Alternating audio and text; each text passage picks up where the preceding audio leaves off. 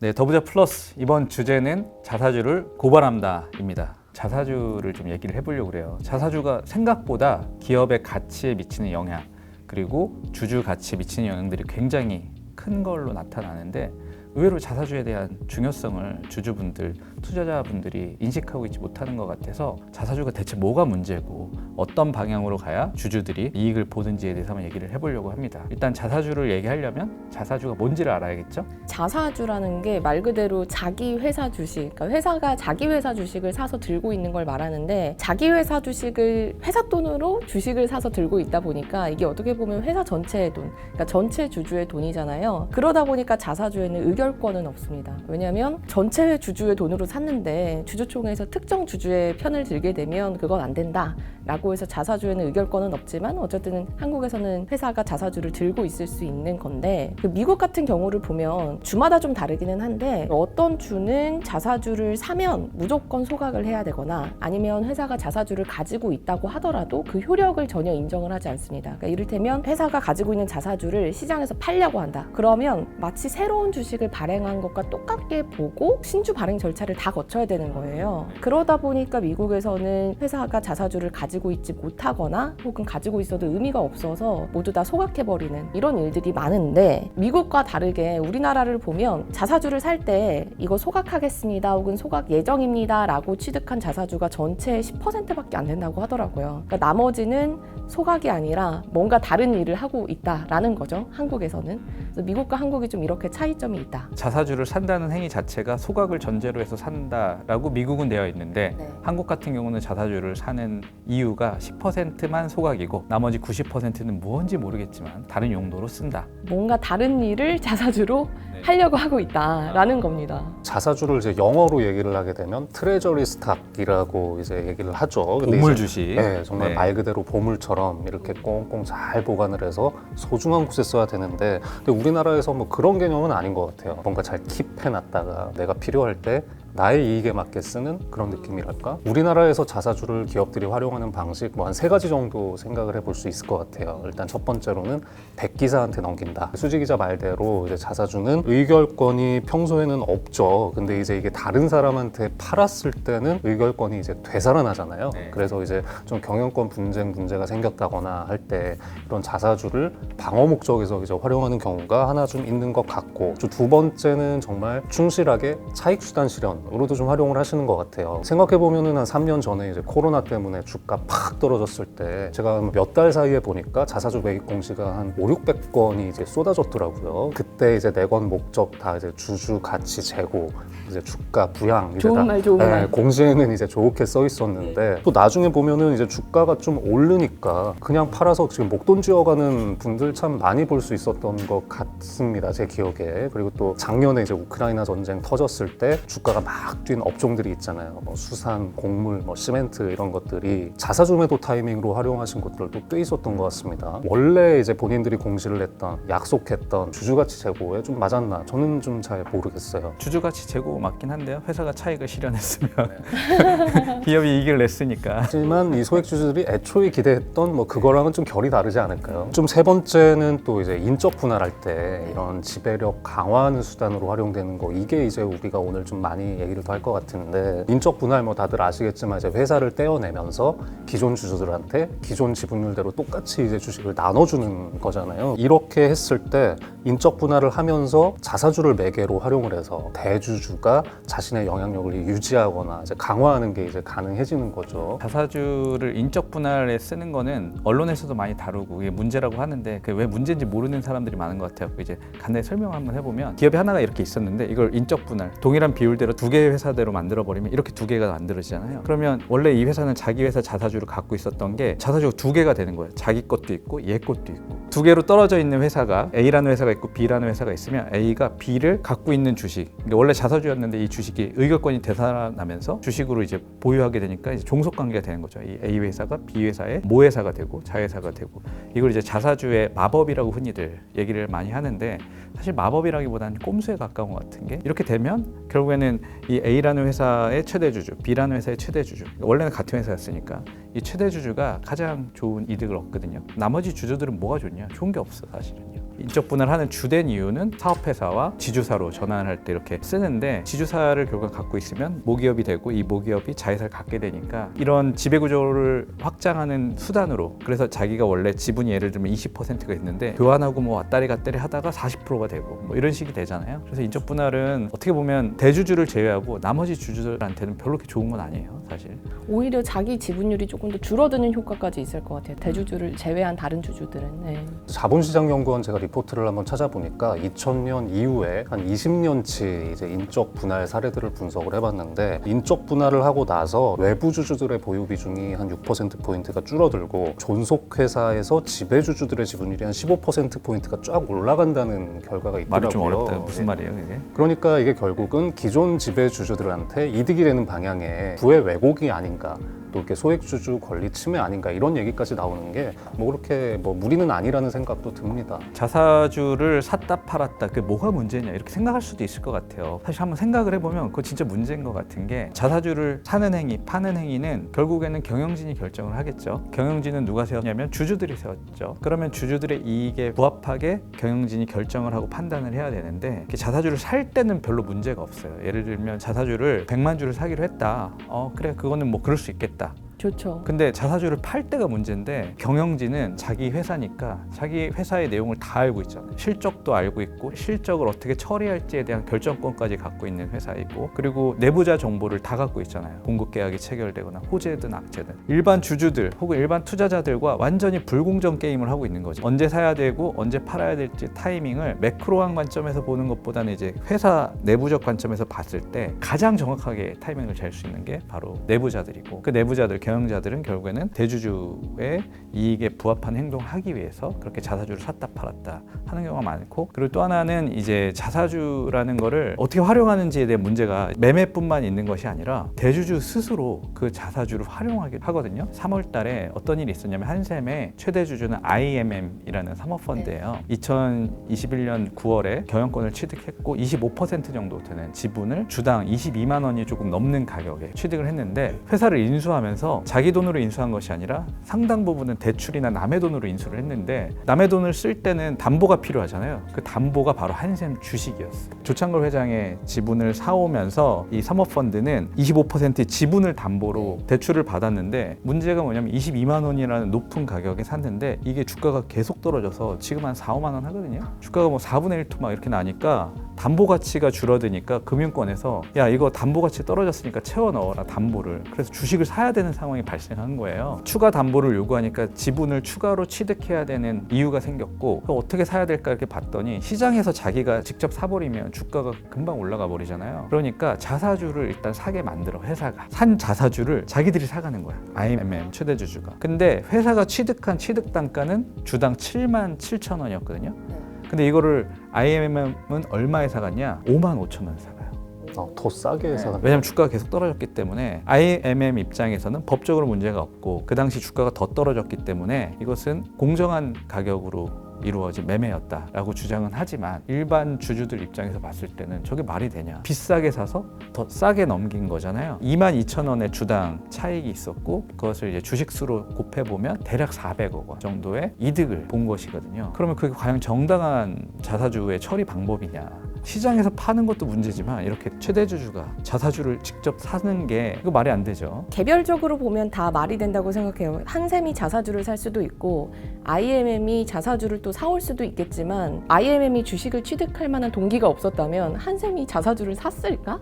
라는 것도 좀 질문을 던져봐야 돼요. IMM이 자사주 7.7%를 추가로 취득하기 이전에 한샘이 회사 차원에서 자사주를 시장에서 샀을 거 아니에요. 취득 목적의 주주가치 제고라고 적었는데 정확히 말해서는 최대 주주의 주주가치 제고였던 거지. 어떻게 보면 나머지 주주들을 전부 다 희생시키고 최대 주주의 배만 불렸다. 이렇게 볼 수 있으니까 이런 식으로 자사주를 취득하고 사고 파는 것이 과연 정당한 것인가 정말 생각해 볼 문제인 것 같죠. 사실 이런 얘기들이 우리 주식시장에서도 계속 나오다 보니까 금융당국에서도 이거 이대로 두면 안 되겠다라는 생각을 하고 있기는 한 것 같아요. 그러니까 자사주라는 거를 어쨌든 모든 주주의 돈으로 그 최대 주주한테만 이득이 되는 방식으로 활용하고 있다 보니 이걸 모든 주주한테 돌아갈 수 있는 방식으로 활용해라. 즉 자사주를 사서 완전히 소각해버리던지 그걸 의무화하던지 혹은 이게 너무 과하다고 생각하면 한 10% 정도만 회사가 자사주를 살 수 있도록 최대 자사주를 10%까지만 보유할 수 있도록 한도를 두는 거 이게 두 가지 방안을 놓고 좀 고민하고 있는 것 같은데 논리적으로 생각을 해보면 자사주를 사서 인적 분할로 의결권을 되살리든 혹은 말씀하신 대로 자사주를 사고 파는 시기든 모두 다 일종의 꼼수라고 볼 수가 있잖아요. 전체 주주가 아니라 최대 주주를 위해서만 쓰는 것이니까. 그런 면에서 보면 자사주 소각을 의무화하는 것이 맞는데 왜 그럼 또 10%까지만 취득할 수 있도록 약간 버퍼를 두느냐 하면 경영계 입장에서 자사주를 원래 이렇게 활용하던 방식이 굉장히 많았는데 이거를 못하게 하면 경영권 방어에 큰 위협이 된다라는 논리를 계속해서 펼치고 있거든요. 그래 그럼 현실이 이러하니 10%까지만 인정을 할까라는 방안을 이 금융당국에서 고민하고 있는 것이긴 합니다. 근데 개인적인 생각은 경영권 위협이 될 것 같으면 이 자사주를 활용하는 게 아니라 차등 의결권이라든지 다른 방식으로 풀어야지 현실이 꼼수를 많이 쓴다고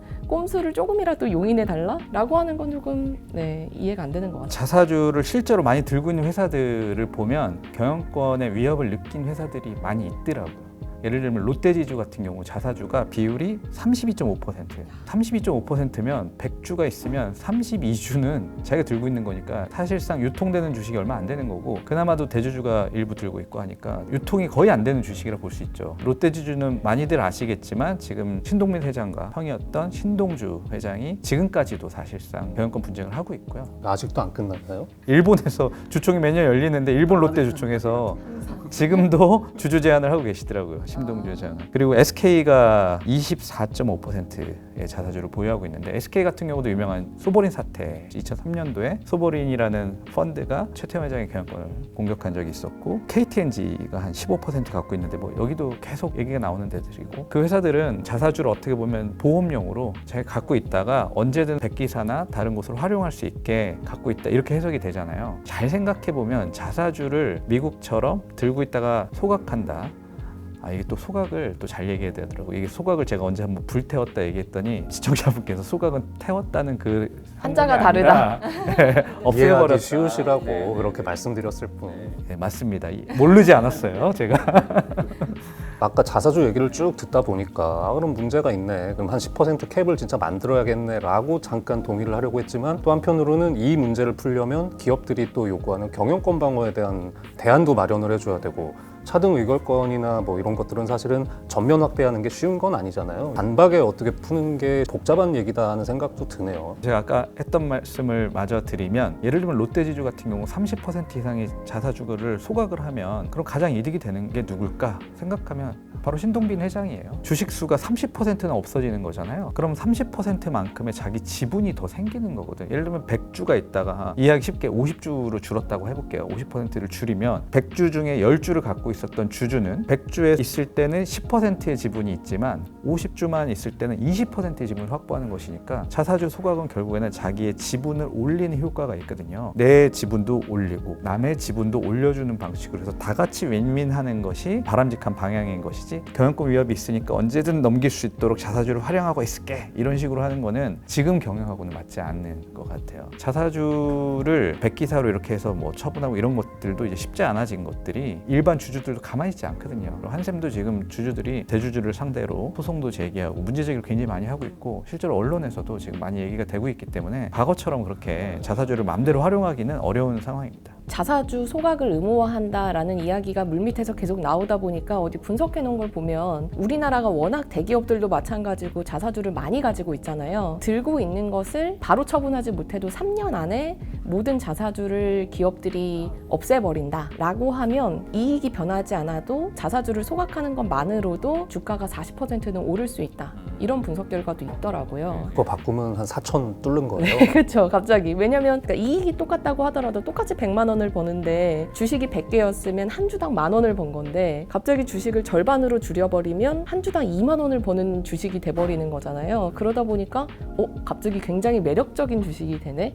그러니까 이익이 똑같다고 하더라도 주식을 없애는 것만으로도 그래서 주가가 많이 오를 수 있는 이런 효과를 기대할 수가 있는 거죠. 그러면 그 우리가 정말 이상적이라고 얘기하는 자사주를 매입해서 소각, 그러니까 불태우는 소각 말고 없애버리는 소각. 근데 하는 기업들이 또 국내에 또 나오고 있잖아요. 국내에서도 자사주 매입 소각을 하는 회사들 사례가 계속 늘고 있어요. 그러니까 올해 같은 경우는 한 50여 곳이 자사주 소각을 결정을 했고 작년 같은 기간과 비교했을 때는 한 2배 정도 늘어난 수치예요. 특히나 이제 최근에 뭐 대기업들이 자사주 매입 소각을 많이 하는데 현대차 그룹 같은 경우 아주 적극적으로 하고 있고 SK 같은 경우도 자사주 매입 소각을 많이 하고 있어요. 그리고 최근에도 SK 이노베이션이 유상증자를 발표해서 주가가 떨어지니까 보유하고 있는 자사주를 소각할 것을 검토하겠다 뭐 이런 식으로 발표도 했는데 아직 확정된 건 주주 아니지만 달래기 느낌이 조금. 네. 자사주 소각에 대해서 한국 기업들이 대하는 태도도 많이 바뀌긴 했는데 이게 또 뭐가 문제냐면 대기업들은 그런데 중소 중견기업들이 또 문제가 되는 것이 이게 아까 말씀드린 인적 분할을 지주사 전환할 때 자사주의 마법인지 아니면 자사주의 꼼수인지 어쨌든 활용을 많이 했는데 아직 나는 우리 자식한테 승계를 못 시켜줬는데 대기업들 말이야 자기들은 다 지금 인적 분할해서 지주사 체제 전환해놓고 좋은 시절 가고 우리는 못한다. 막차 놓치게 생긴. 그러니까 야 나까지만 하자. 최대한 늦게 하자. 이런 느낌이에요. 그러니까 아까 그 경영권 얘기한 것도 사실은 정경련이나 이런 데서 발표한 것들을 보면 중소 중견기업들이 가장 큰 문제가 되더라고요. 그 자사주 매입 소각이 활발해지면 코리아 디스카운트가 이제 많이 해소된다. 이런 보고도 있고 EPS 아까 얘기했잖아요. 주당 순이익, 그러니까 순이익이 늘어나는 효과가 있기 때문에 한국 기업들의 밸류에이션 가치가 과대평가돼 있다는 얘기가 많거든요. 과소평가됨으로써 밸류에이션 매력도도 증가할 수 있고요. 유통 주식수에서 예를 들면 그러니까 전체 주식수가 100주인데 그럼 10%를 보유하고 있다. 그러면 90주만 따져서 주가를 곱해서 시가총액을 계산하자. 미국은 실제로 그렇게 하고 있는데 한국은 다 합쳐갖고 계산을 하니까 그것도 과대평가돼 보이네요. 상대적으로 비싸 보이는 거죠. 그러니까 미국 얘기를 이제 계속 할 수밖에 없는 게 미국은 자사주 매입 소각이 워낙 활발하니까 애플이 아주 대표적인데 애플 같은 경우는 시가총액이 한 4천조 원에 이르거든요. 한국의 코스피 지수 다 합쳐도 4천조 아마 안 될 거예요. 엄청 큰 회사인데 그 회사의 지난 10년간 자사주 매입 소각의 규모가 750조 원. 그러니까 평균적으로 75조씩 없애버린 건데요. 75조라는 숫자가 좀 너무 크니까 감이 잘 안 오는데 한국의 올해 코스피 기업의 전체 순이익 추정치가 한 140조, 150조 되니까 한국 전체 순이익의 절반 정도는 자사주를 사서 소각했다. 자사주를 소각하는 게 얼마나 중요한 일인지에는 심지어 돈이 많은데도 채권을 발행해서 채권 발행된 금액으로 자사주를 사기도 해요. 왜 그러냐면 자본의 재배치라고 그러는데 내가 100억이 생겼어. 근데 이거를 공장을 지을 수도 있고 배당을 통해서 주주한테 줄 수도 있고 여러 가지 옵션이 있잖아요. 근데 자사주를 소각하는 것이 자본을 가장 효율적으로 쓰는 방법이다라고 애플은 판단을 하고 있는 것이고